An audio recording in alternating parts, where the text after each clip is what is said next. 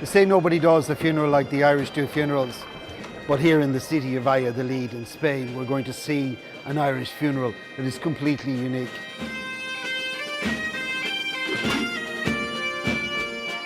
We're here in the city of Valladolid, which used to be the capital of Spain, for the recreation of the royal funeral given to Red Hugh O'Donnell, the Irish chieftain who fled Ireland after the Battle of Kinsale in 1601 and died in Simancas Castle outside Valladolid.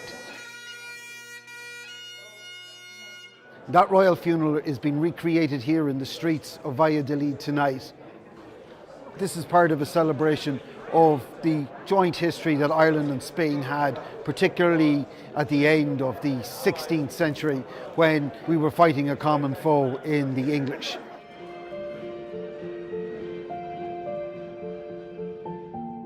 A fellow from my own town in Lifford in County Donegal, Red Hugh O'Donnell, has been one of our greatest heroes and leaders.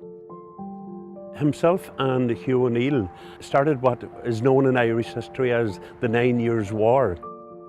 Unfortunately, it ended in the Battle of Kinsale. In 1601, after a long time of appealing to the Spanish did arrive in Ireland to support the Irish cause. But unfortunately they landed in Kinsale, which I suppose was never really the plan. As the Spanish leader De la Guila described it, it was like a hole, and the Spanish essentially became sieged in the town by the English. It all went wrong.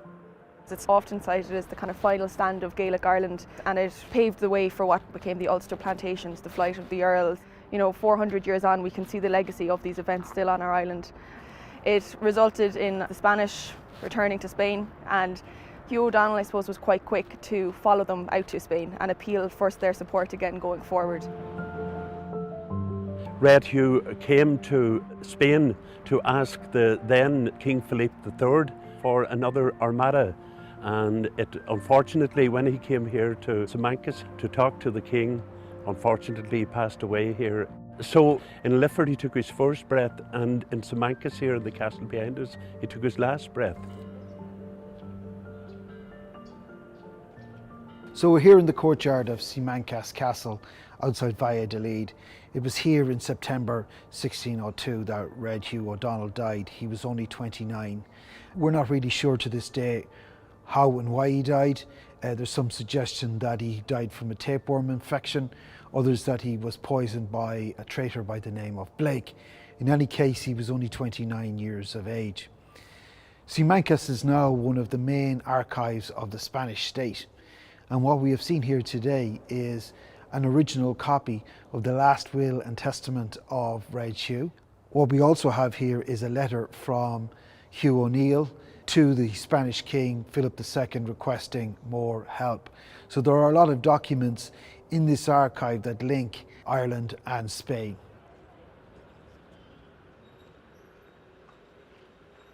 I have been living here in Valladolid all my life. In 2007, a historian approached my family and told, "Where are you from?" "We are from Valladolid." "Oh, Valladolid, in Valladolid is buried Red Hugh O'Donnell." And from that moment I started reading about Red Hugh, about the burial, about everything, about the funeral. So we decided, why don't we repeat something like that?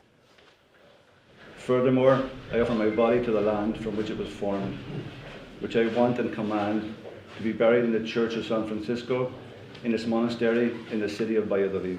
What we are trying to do is to do the things very close to the real moment of 422 years ago.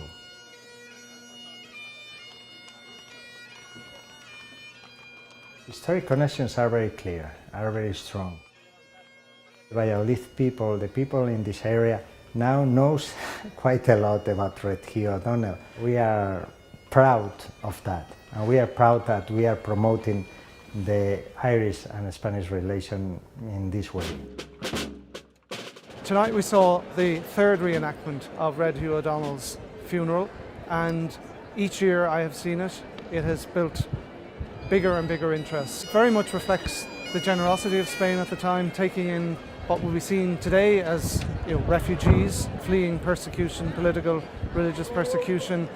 And I suppose it was the beginning of Ireland's relationship with Spain, which is, continues right up to this day. There's lots of connections. It goes back 400 years, but it's also continued since then, and it's heartwarming and it's moving in its own way.